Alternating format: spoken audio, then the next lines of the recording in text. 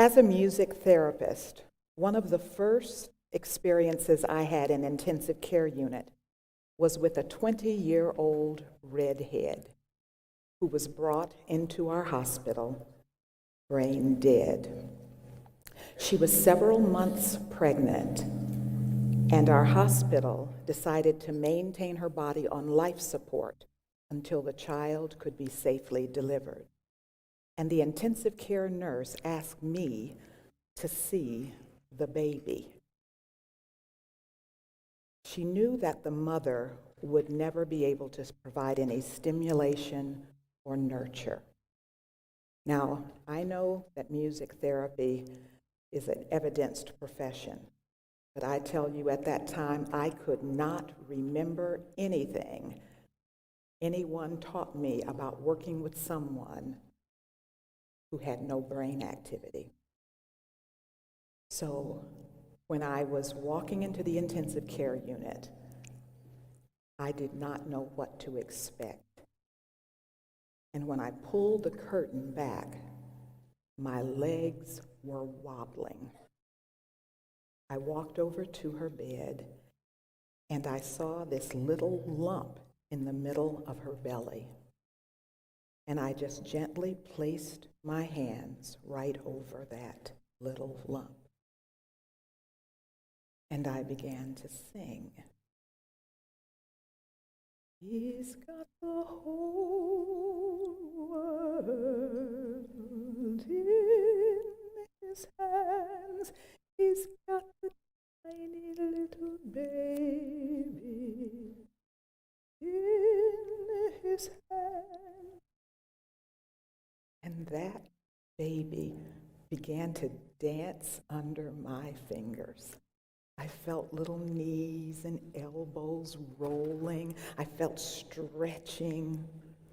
So I walked a little bit closer, and I sang a little louder and a little faster. This old man, he played two, he played knick-knack, and that baby's movements increased and the heart rate went up. And I thought, life on the inside responding to music on the outside. Several weeks later, when Samantha was born, she was lifted from the womb, and she did not cry. She sang. Maybe an E flat. And when I would go to the neonatal intensive care unit, and I would see her very distressed, splayed fingers, thrust tongue, scrunch face, or her levels of oxygen would desaturate, I would simply go over to her bed and lean down and sing, and she would calm, much like a picture of that little baby I saw on the internet and wanted you to see. That's what she looked like to me.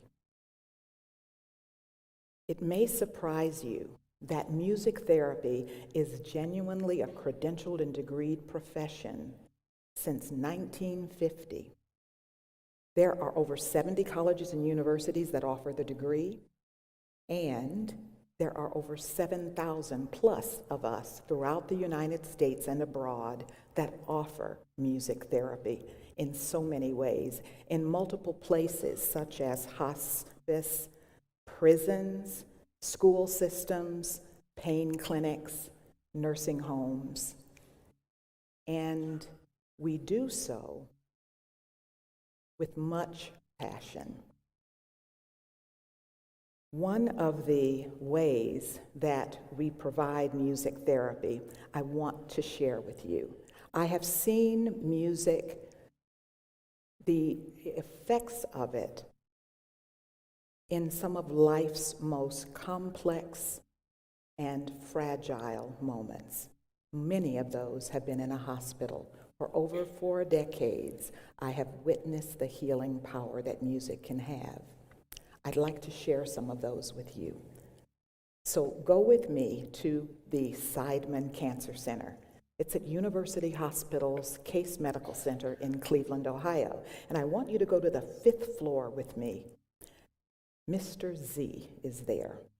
His surgeon has referred him to me for coping. You see, Mr. Z is a doo-wop singer.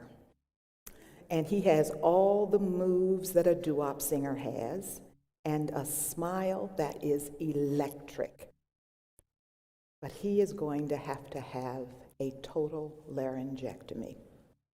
No more singing for him. And I honestly thought maybe music therapy sessions are contraindicated here, because this man will only be reminded of the things that he cannot do. That could be depressing. But I went, introduced myself, and we built a rapport that was out of this world. And we redeemed the time and sang as much as we could prior to his surgery.